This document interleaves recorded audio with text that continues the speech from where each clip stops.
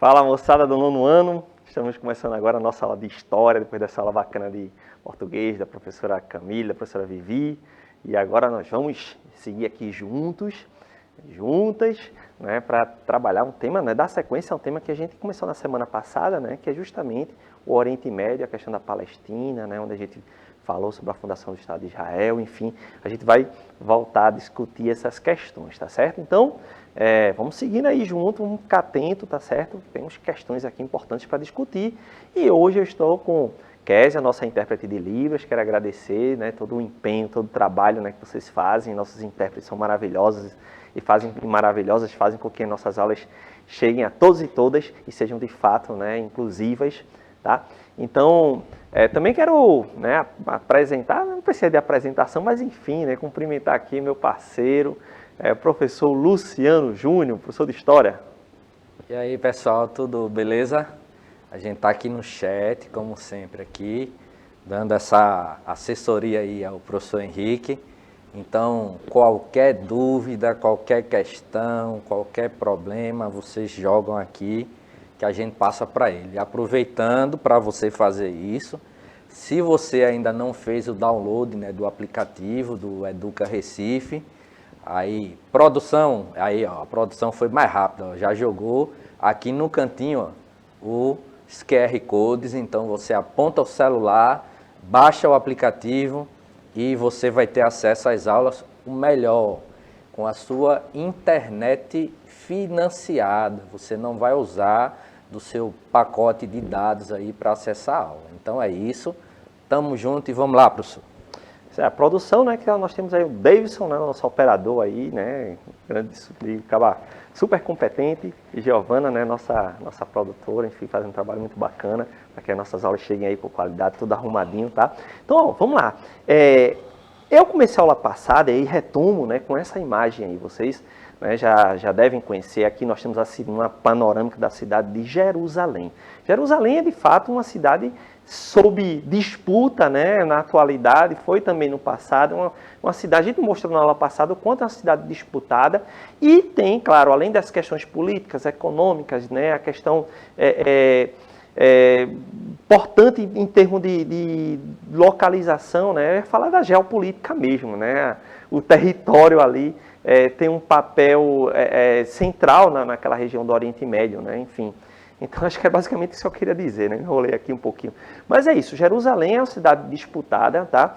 E, claro, tem, além dos aspectos que eu falei, a questão geopolítica, tá? Estratégica, essa palavra que eu tinha buscado e não tinha chegado, estratégica, também tem uma questão política, uma questão religiosa. Por que eu falo isso, Eu chamei a atenção para o fato de que Jerusalém ela é considerada um território sagrado, uma cidade sagrada para os judeus, tá certo? Justamente porque era lá onde existiu o templo de Jerusalém, onde foi guardada a Arca da Aliança, enfim, justamente marca essa aliança dos homens com Deus.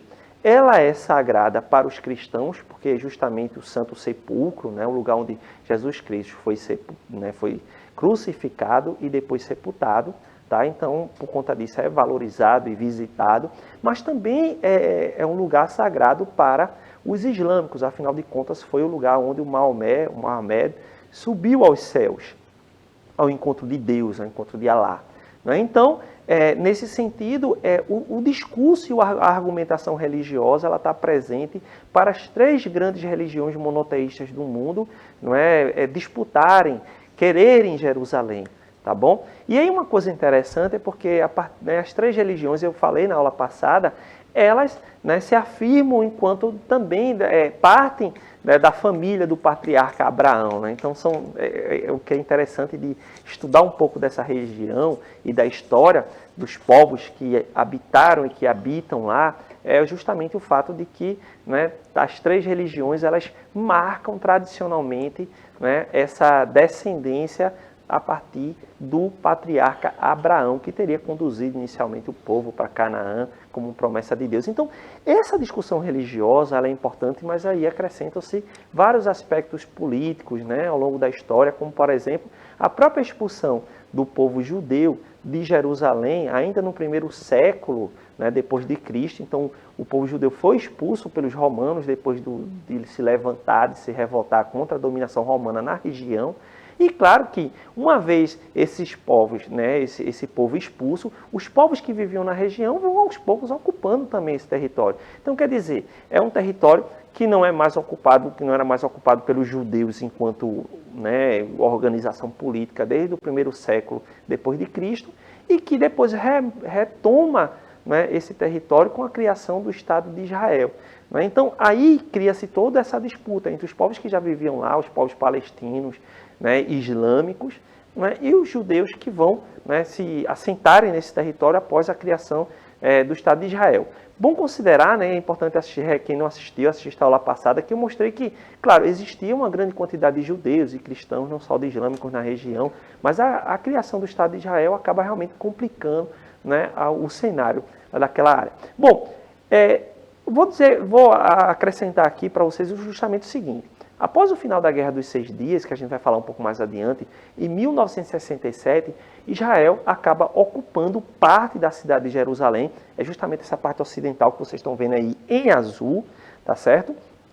Né, que é a parte oeste de Jerusalém e uma outras faixas, tá? E aí vai tornar Jerusalém sua capital. Então, para, né, os judeus, para o Estado de Israel, a capital é Jerusalém. Só que, né, e vocês estão vendo que dentro dessa organização existe uma parte que ela não é considerada ocupada, né, inclusive não é essa parte em vermelho, né, que ela não é considerada ocupada, e a parte verde, ela é justamente a parte leste, que faz parte da Jordânia, tá certo? Então, quer dizer, é uma parte islâmica, uma parte dos judeus, né, do Estado de Israel, e é um território que ainda hoje, né, está sob disputa. Jerusalém é considerada para os judeus, ou para o Estado de Israel oficialmente, como a sua capital, mas internacionalmente não há esse reconhecimento. A própria Organização das Nações Unidas não reconhece Jerusalém como capital de Israel. E essa questão da capital, ela acaba sendo bastante inflamável, né?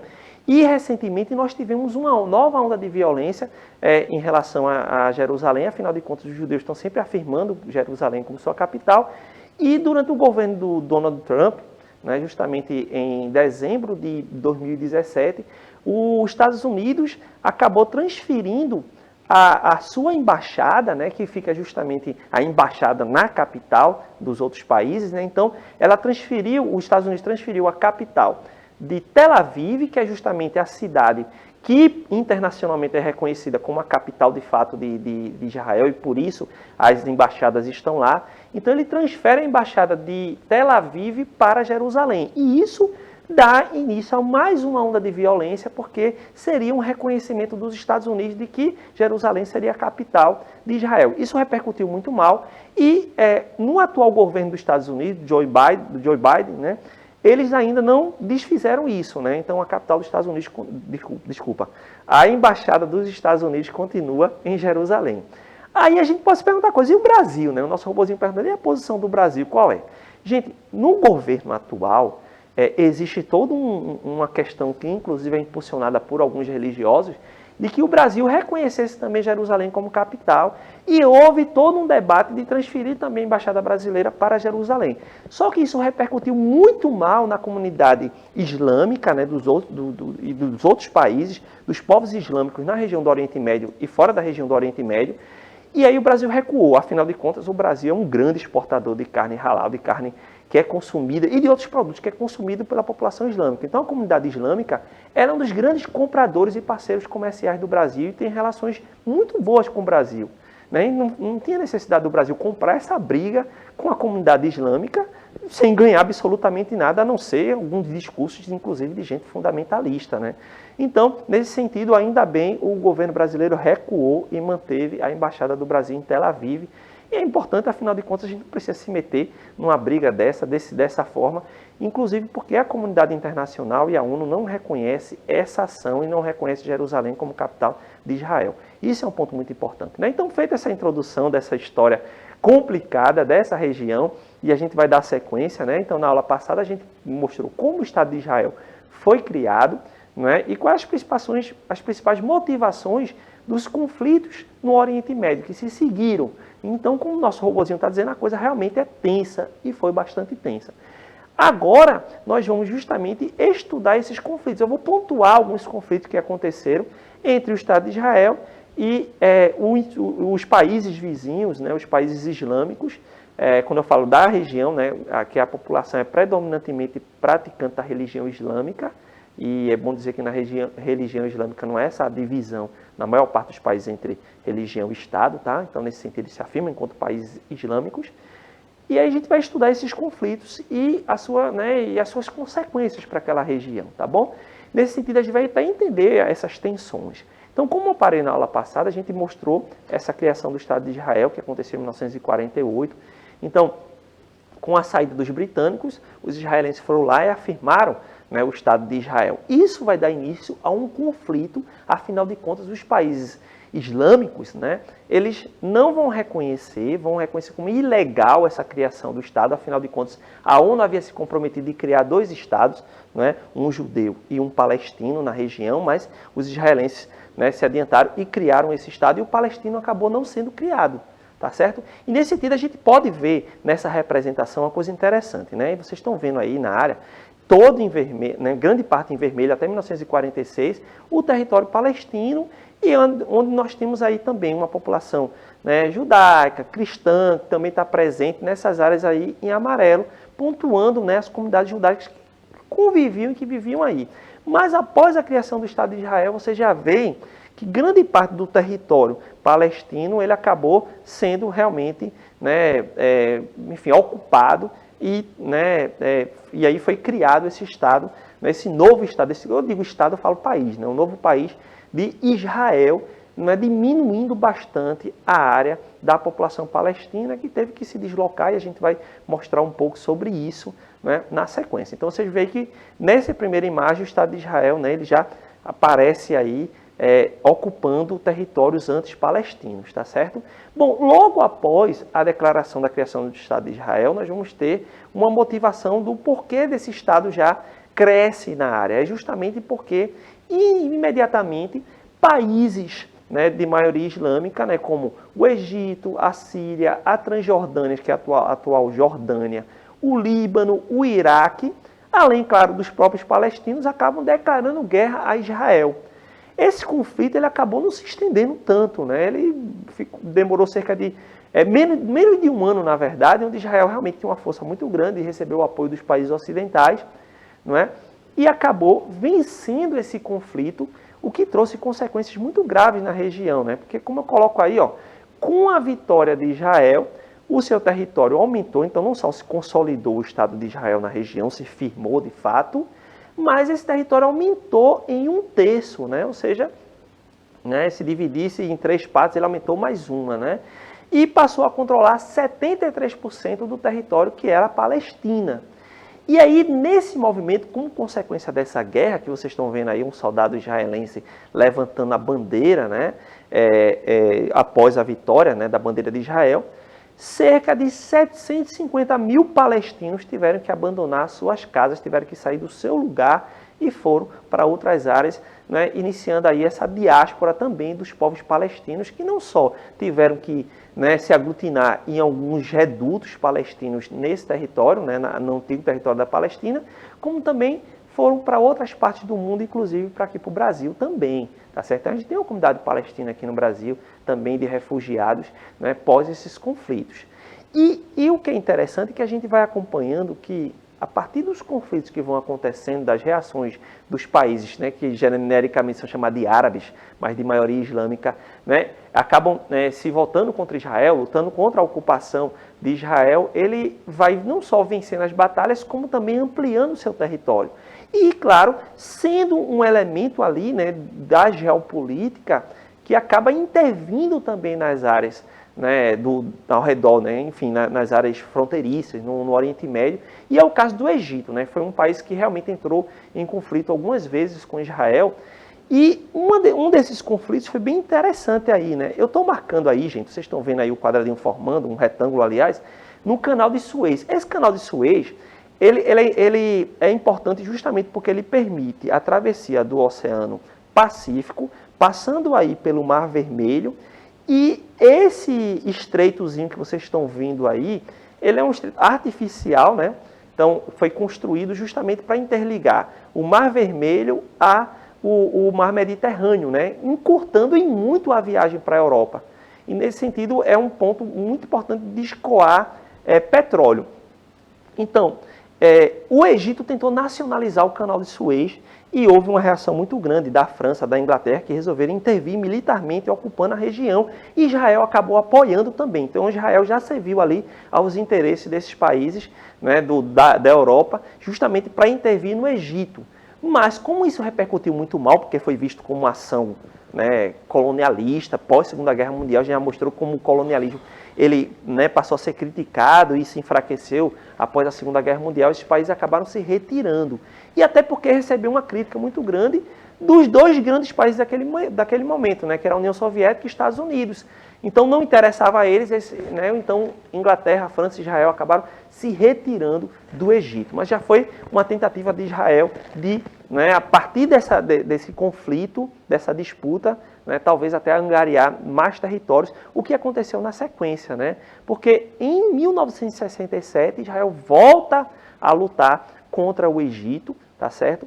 E aí nós vamos ter a chamada Guerra dos 6 Dias, que terminou com a vitória de Israel, né, militarmente mais preparado, com melhores equipamentos, enfim.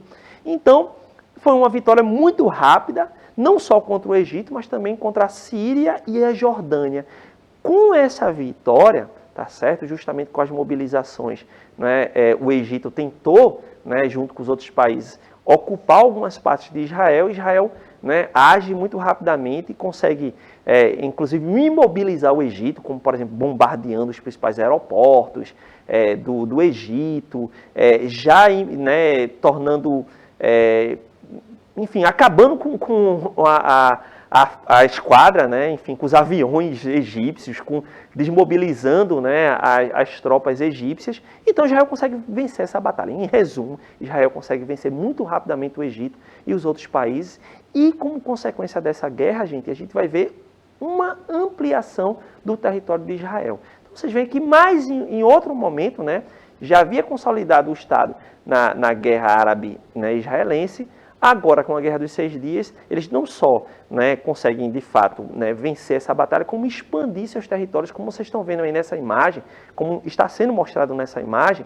Vocês têm aí, primeiro, nessa área azul mais escuro, o território de Israel até então como era, e nessa área de um azulzinho mais clarinho, né, quase um roxinho, enfim, nós temos com as setas em azul as movimentações do exército israelense e a ocupação do território, né? Então vocês vão ver que eles pegaram todo esse território que se chama de Península do Sinai, tá? Então esse território foi anexado a Israel, que aumentou bastante, assim também como eles ocuparam aí Jerusalém, como eu falei no início da aula, uma parte da Transjordânia e Síria, né? Então estabeleceu ali uma área de segurança para Israel, mas também nós vamos ter uma ampliação do território, o que vai gerar ainda mais problemas, mais conflitos, mais disputas. Afinal de contas, os povos que estão vendo seus territórios ocupados vão tentar reagir, como tem reagido até a atualidade, não é? Então, é bem isso. Então, é realmente uma história bem, né, difícil, marcada por bastante disputa, né, professor Luciano? Verdade. E a gente observa que, nessa perspectiva, né, como a gente até mencionou na aula passada, a população é que termina sofrendo, né, por conta da questão, né, dessas disputas territoriais. E, assim, a gente fica só naquela torcida, né, que os organismos internacionais e que a política, né, diplomática aí, ela consiga contribuir, né, para que essas disputas, né, elas tenham desfechos assim que tentem atender os interesses, né, dos grupos, né, mas que também contribuam, né, para que o território ele possa realmente entrar em um período aí de paz, né, que será muito assim, benéfico aí para toda a população envolvida. Né? E essa parte que, né, tem sido cada vez mais difícil. Difícil, né? verdade. Ao longo dessa segunda metade do século XX foram muitos conflitos, muitas disputas e que ainda não cessaram, infelizmente. Né? Uma outra disputa que aconteceu, uma outra guerra, foi justamente a Guerra de Yom Kippur. Esse termo se refere justamente, né, a um momento festivo, né, em Israel, que é o dia do perdão. Né? Então, no dia do perdão começa uma guerra. Em 1973, nesse caso, Israel foi, de fato, atacado. Né? Então, em reação à ampliação do território de Israel, né, enfim, a própria política exercida pelo Estado israelense, bem ali, né, encravado no meio de uma população islâmica, tá certo? E o grande problema aqui, gente, muitas vezes fala do conflito religioso, mas o argumento religioso ele não é o principal, né, nessa questão, embora muita gente coloque. A gente está vendo aí realmente uma questão política, né, econômica, né, e, enfim. Então, nesse sentido, não é uma negociação que leve em consideração, né, o bem do outro. Né? Os países estão defendendo ali seus interesses. E aí, né, em 1973, Israel, né, foi atacado, e aí, mais uma vez, né, a reunião, né, do Egito e da Síria tentaram atacar, né, Israel. Israel, mais uma vez, reage inclusive sempre militarmente muito preparado. Só que esse foi um conflito que acabou trazendo consequências, né, enormes para o mundo inteiro. Né? A gente não vive num mundo globalizado, até então a gente tem falado muito da coisa local. Né? Como houve um apoio, né, e tem tido esse apoio ocidental, né, faz dos países europeus, dos Estados Unidos, a Israel, os países islâmicos acabam reagindo. Afinal de contas, se a gente pega a Arábia Saudita, por exemplo, é um dos grandes produtores de petróleo no mundo. E isso vai gerar uma crise de petróleo no mundo com o aumento dos preços. Os países, né, islâmicos, tá certo? Sobretudo a Arábia Saudita, vai aumentar o preço do petróleo e isso vai gerar uma crise, né, no setor inteiro, já que o petróleo é tão importante e ainda é importante, né, no mundo. Então, esse elemento se acrescenta a essa crise, ou seja, há uma disputa ali entre israelenses e os países ao redor, há um aumento também no petróleo, né? Então, e a gente acaba sentindo quando vai abastecer o carro, né? Então, veja que são coisas que estão interligadas, tá certo? Mas, claro que o principal é o sofrimento da população lá na região, tá certo? Bom, após esses conflitos e com bastante mediação, até pelo interesse dos países ocidentais, o Egito sela a paz com Israel. Isso acabou sendo um capítulo muito importante e um encaminhamento, até certo ponto, para pacificar um pouco mais a região. Em 1978, em Camp David, nos Estados Unidos, né, com a intervenção americana, Israel e Egito selam, né, a paz. E aí, como eu coloco aí, né, o Egito recuperou o território da Península do Sinai. Israel abriu mão do território que havia ocupado na Guerra dos 6 Dias, tá certo?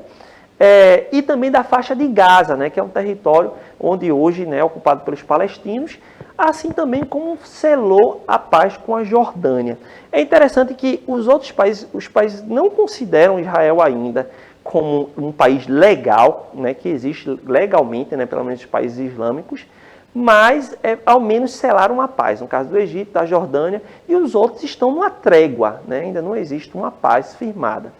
Mas, nesse sentido, o que acontece é que, até então, os países que haviam se levantado contra Israel, contra a ocupação na região da Palestina, ao selarem a paz, acabam deixando os palestinos meio que, né, quase sozinhos nessa disputa contra Israel. Né? Afinal de contas, não vai haver mais aquela intervenção do Egito, da Síria, pelo menos diretamente. A gente sabe que os ataques, né, continuaram. Então, os acordos de paz selaram o fim dos enfrentamentos abertos entre os países árabes e Israel, apesar desses não reconhecerem Israel, afirmando que se trata de uma ocupação ilegal, como eu falei. Então, com isso, os conflitos se concentraram entre Israel e o povo palestino, que até então não tem seu próprio país. E aí a gente vê a configuração, não é, de Israel e do território palestino até 1967, com essa representação aí, tá bom? Então, é basicamente o que existia até a Guerra dos 6 Dias, tá bom? Bom, dentro dessa disputa entre Israel e Palestina, a gente pode apontar algumas questões, né? Então, essa história recente da região é marcada pela tentativa de criação de um Estado palestino e oposição de Israel à criação desse Estado. E pela intensa violência e desequilíbrio do poder entre povos. Afinal de contas, gente, os palestinos têm reagido, têm tentado reagir, inclusive, né, com violência, mas é desproporcional, né, a força militar de Israel em relação aos palestinos. Ao mesmo tempo que os palestinos lutam para ter o seu próprio país e que Israel não, né, possibilita que isso aconteça usando seu poder e sua influência internacional. Né? Então, isso torna realmente a situação bastante explosiva, porque, né, como eu coloco aí, ó, nós vamos ter a criação, justamente nessa segunda metade do século XX, né, a Organização para a Libertação da Palestina, né, ou seja, libertar o povo palestino desse jugo e criar o seu próprio Estado. E aí nós vamos ter uma série de ações dessa OLP que teve como um dos líderes o Yasser Arafat, que é esse sujeito que vocês estão vendo aí, que acabou falecendo no ano de 2004. Né? Então é o seguinte, a Organização para a Libertação da Palestina iniciou uma série de ações contra Israel, associando ataques ao Estado judaico, que é desde gente mesmo jogando pedra nas tropas israelenses, até lançando foguetes a esmo, né? Lançando foguetes que caíam em áreas, inclusive, residenciais dos judeus, né? O que realmente é uma situação muito crítica. E, inclusive, até algumas ações consideradas terroristas, e terroristas, como de fato aconteceu, por exemplo, no atentado na Olimpíada de 1972 em Munique, quando, não é, militantes da OLP acabaram sequestrando atletas israelenses e matando-os. Né? Então foi realmente um caso muito sério, fora outros atentados que aconteceram, sequestro de avião, enfim. Então o caminho se tornou realmente muito violento nesse sentido, ao mesmo tempo que Israel praticava e continua praticando alguns ataques, né, no território palestino, matando pessoas inocentes. Então, pessoas inocentes de ambos os lados começam a morrer por conta dessa disputa e da desproporcionalidade de poder, né, sendo os palestinos bem menos poderosos, né, bem menos mesmo, né, enquanto o exército o Israel tem um exército bem montado, os palestinos não possuem isso e, né, tentam, mesmo assim, lutar para ter o seu próprio país. Né? Então, qual a situação na atualidade, gente? Olha, atualmente, Israel segue o seu processo de expansão territorial, né? E alguns grupos apoiam a criação de assentamentos ilegais no território da Cisjordânia e faixa de Gaza, né? Que é justamente aquele território lá embaixo que eu tinha mostrado para vocês, da região da Palestina. Então, cerca de 1 milhão de israelenses, de uma população de 8,5 milhões, vivem em assentamentos. Esses assentamentos eles têm o apoio da população que realmente acha que o Estado de Israel tem que comandar toda aquela área, tem que ocupar, tem que se expandir. Claro que existe uma disputa política lá, né? Existem grupos que acham que não, que Israel precisa realmente manter apenas a sua posição e, inclusive, até reconhecer o Estado da Palestina. Mas existem grupos que, inclusive, estão no poder, né, que acreditam isso, que eles têm que ampliar mesmo o seu poder. Então, essa ampliação ela gera mais violência, como vocês estão vendo nesse mapa, ó. Vocês vão a faixa de Gaza, menor ainda, e todo o território da Cisjordânia, né, também sendo ainda mais ocupada pelos israelenses. Então, para finalizar, né, nós vamos ter, entre 2000 e 2005, a segunda intifada, novas ondas de violência que aconteceram no território. Além disso, a gente pode destacar aí também a construção do muro, né, um muro vergonhoso que Israel construiu, né, para proteger seu território.